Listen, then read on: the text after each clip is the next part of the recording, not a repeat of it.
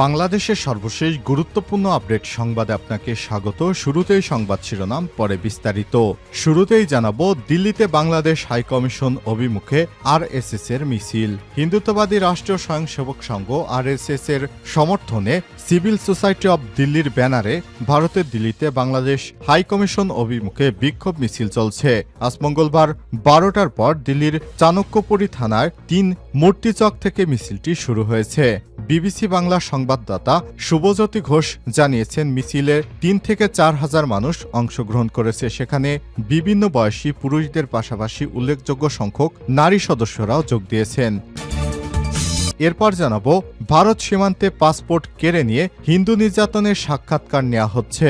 বাংলাদেশ সীমান্ত পার হয়ে কলকাতায় প্রবেশ করতেই কেড়ে নেওয়া হচ্ছে বাংলাদেশিদের পাসপোর্ট। তারপর সেখানে সাংবাদিকদের শেখানো কথা মতো সাক্ষাৎকার না দিলে পাসপোর্ট ফেরত দিচ্ছে না ভারতীয় কিছু সাংবাদিকেরা, এমন দাবি উঠেছে। তাদেরকে হুমকিও দেওয়া হচ্ছে। এরপর সেসব বাংলাদেশি নাগরিকদের মুখ থেকে বাংলাদেশে হিন্দুদের নির্যাতনের নানা কল্পকাহিনী বানিয়ে তা ছড়িয়ে দেওয়া হচ্ছে সোশ্যাল মিডিয়ায়। জানাবো, শেখ মুজিব বাংলাদেশের স্বাধীনতা চাননি, হতে চেয়েছিলেন পাকিস্তানের প্রধানমন্ত্রী। শেখ মুজিবুর রহমান বাংলাদেশের স্বাধীনতা চাননি বলে মন্তব্য করেছেন লেবারেট ডেমোক্রেট পার্টি এলডিপির প্রেসিডেন্ট অবসরপ্রাপ্ত কর্নেল অলি আহমেদ বীর বিক্রম।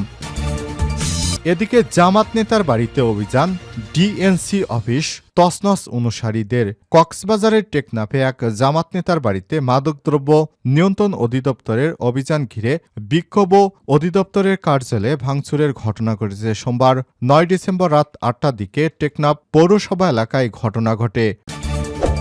এদিকে বাংলাদেশে 40,000 পশুর মাংস পাঠাবে সৌদি আরব। বাংলাদেশে 40,000 কোরবানির পশুর মাংস পাঠাবে সৌদি আরব। ঢাকায় অবস্থিত দেশটির দূতাবাস বাংলাদেশ সরকারের পররাষ্ট্র মন্ত্রণালয়কে সব তথ্য জানিয়েছে। এবং সর্বশেষ জানাবো, সমন্বয়কদের গাড়িতে হামলা, 2 ছিনতাইকারী গ্রেপ্তার। নারায়ণগঞ্জের সোনারগাঁয়ে ঢাকা চট্টগ্রাম মহাসড়কের মেঘনা সেতুর ঢালে হামলা ও দুর্বৃত্তদের কবলে পড়ে বৈষম্যবিরোধী ছাত্র আন্দোলনের কেন্দ্রীয় 8 সমন্বয়ক এই ঘটনায় জড়িত অভিযোগে স্থানীয় 2 পেশাদার ছিনতাইকারীকে গ্রেপ্তার করা হয়েছে। গত দিবাগত রাতে ঘটনাস্থলের নিকটবর্তী এলাকা থেকে তাদের গ্রেপ্তার করা হয়েছে। গ্রেপ্তারকৃতরা হল বিল্লাল ও মোবারক, তারা ওই এলাকার বাসিন্দা। প্রিয় দর্শক, এতক্ষণ শুনছিলেন সংবাদ শিরোনাম, এবারে বিস্তারিত। তবে তার আগে বন্ধুরা, অনুরোধ থাকবে সংবাদটিতে একটি লাইক দিন। এই চ্যানেলে আপনি নতুন হয়ে থাকলে আমাদের সংবাদটি দেখতে দেখতে চ্যানেলটি সাবস্ক্রাইব করে রাখুন। কমেন্ট করে আপনার মূল্যবান মতামত জানিয়ে দিন বন্ধুরা, আপনি বিশ্বের কোন দেশ থেকে বা বাংলাদেশের কোন স্থান থেকে আমাদের সংবাদটি দেখছেন এবং শুনছেন। এবারে বিস্তারিত। দিল্লিতে বাংলাদেশ হাইকমিশন অভিমুখে আরএসএস এর মিছিল। হিন্দুত্ববাদী রাষ্ট্র স্বয়ংসেবক সংঘ আরএসএস সমর্থনে মিছিল সিভিল সোসাইটি অব দিল্লির ব্যানারে ভারতের দিল্লিতে বাংলাদেশ হাইকমিশন অভিমুখে বিক্ষোভ মিছিল চলছে। আজ মঙ্গলবার 12টার পর দিল্লির চাণক্যপুরী থানায় 3 মূর্তিচক থেকে মিছিলটি শুরু হয়েছে। বিবিসি বাংলার সংবাদদাতা শুভজ্যোতি ঘোষ জানিয়েছে, মিছিলে 3 থেকে 4 হাজার মানুষ অংশগ্রহণ করেছে। সেখানে বিভিন্ন বয়সী পুরুষের পাশাপাশি উল্লেখযোগ্য সংখ্যক নারীও যোগ দিয়েছে। তবে তাদের শেষ পর্যন্ত দূতাবাস অবধি যেতে দেয়া হবে কিনা সে বিষয়টি এখনও স্পষ্ট নয়, কারণ এ রাস্তায় ব্যারিকেড আছে, তাই তারা এখন এক জায়গায় দাঁড়িয়ে স্লোগান দিচ্ছে। বিক্ষোভ মিছিলে প্রায় সবার হাতে প্লেকার্ড দেখা যাচ্ছে। প্লেকার্ডে বাংলা বাঁচাও, বাঙালি বাঁচাও, সনাতন সনাতন, বাংলাদেশ 71 মনে করো, জুলুমবাজি বন্ধ করো, সেভ বাংলাদেশি হিন্দুস, এমন বেশ কিছু স্লোগান দিতে দেখা যাচ্ছে। জানা গেছে, পূর্ব পরিকল্পনা অনুযায়ী আজ দিল্লির চাণক্যপুরী থানা থেকে পদযাত্রা করে বাংলাদেশ হাইকমিশন অভিমুখে যার কথা বিক্ষোভকারীদের। বিবিসি বাংলার সংবাদদাতা জানিয়েছেন, অন্তত গত এক যুগে দিল্লি বাংলাদেশ দূতাবাসের সামনে ভারতীয়দের বিক্ষোভ করতে দেখা যায়নি। এই বিক্ষোভ বহু বছরের মধ্যে প্রথমবার। এই বিক্ষোভ কর্মসূচিতে আরএসএস নেতা রজনীশ জিন্দাল, ভারতের সাবেক intelligence bureau chief Rajiv Jain, ঢাকাতে সাবেক রাষ্ট্রদূত ভিনা সিকতেও থাকবেন বলে জানা গেছে। এদিকে নয়াদিল্লিতে বাংলাদেশের অন্তর্বর্তীকালীন সরকারের সাথে সম্পর্ক উন্নয়ন এবং 2 প্রতিবেশীদের মধ্যকার সম্পর্ক জোরদারে সম্মিলিত এবং সমন্বিত প্রচেষ্টার আগ্রহী বলে জানিয়েছে ভারতের পররাষ্ট্র সচিব বিক্রম মিস্ত্রি।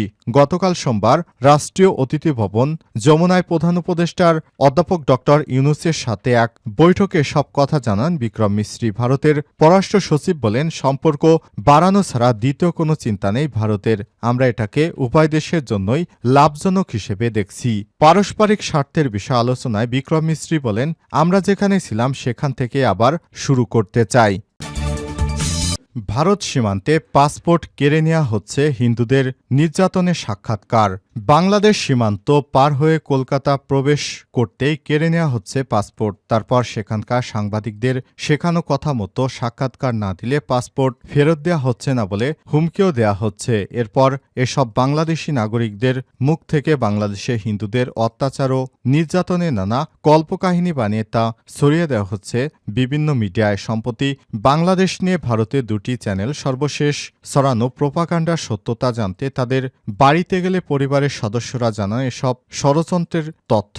টিভি চ্যানেলে সন্তানের মুখে বাংলাদেশে হিন্দু নির্যাতনের বর্ণনা শুনে তারাও বিস্মিত।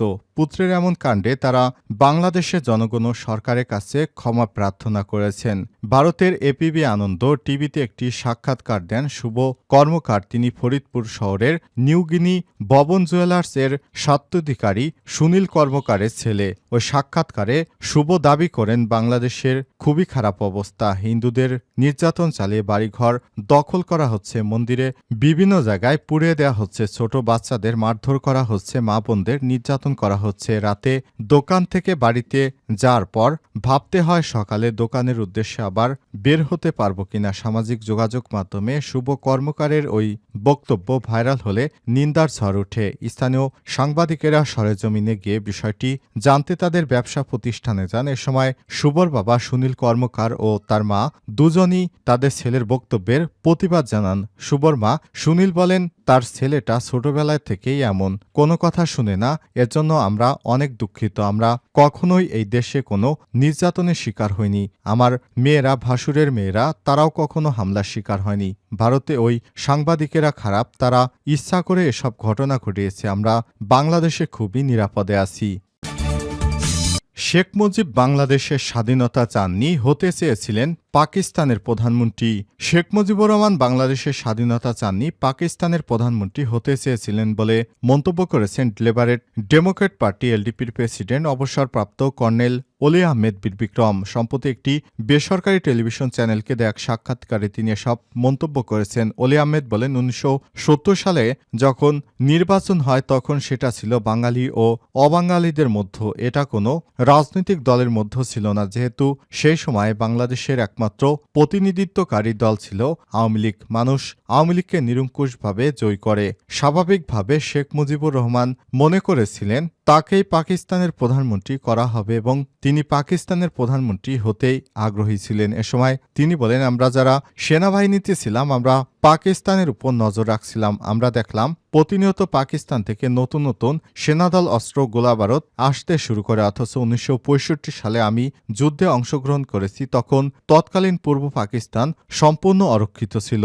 তখন পাকিস্তান থেকে কোনো সেনাদলও আসেনি, অস্ত্র আসেনি। তাহলে 1971 সালে যেখানে কোনো নতুন সেনার প্রয়োজন নেই, অস্ত্রের প্রয়োজন নেই, সেখানে কেন নতুন সেনা অস্ত্র আসবে? এতে আমার মনে সন্দেহ জাগলো যে পাকিস্তানিরা হয়তো ক্ষমতা প্রয়োগ করে এবং এদেশের মানুষকে দমন করবে। তখন আমি তৎকালীন মেজর জিয়া এবং লেফটেন্যান্ট কর্নেল MAR চৌধুরীর নেতৃত্বে বিদ্রোহের পরিকল্পনা করলাম। এই বিদ্রোহের কথা শেখ মুজিবকে জানালাম। তাকে বললাম, আপনি যদি আমাদের অনুমতি দেন তবে অতি সহজে আপনাকে বাংলাদেশ স্বাধীন এনে দিতে পারবো। এ সময় তিনি আরো বলেন, শেখ মুজিব আমাদের উপর আস্থা রাখতে পারেন নাই। তিনি পরিষ্কারভাবে বলেছিলেন, আমি এক ইয়াহিয়া খানের পরিবর্তে আরেক ইয়াহিয়া খানের উপর দায়িত্ব দিতে পারি না। 3 বার তার সঙ্গে আমরা যোগাযোগ করি, 3 বারই তিনি আমাদের একই জবাব দেন। পরবর্তী সময়ে আমরা দেখলাম তিনি পাকিস্তানের সঙ্গে বৈঠক করতে হোটেল ইন্টারকন্টিনেন্টালে গেলেন। 3 দিন বৈঠক করলেন এবং বৈঠক ফলপ্রসূ হল না। এরপর তিনি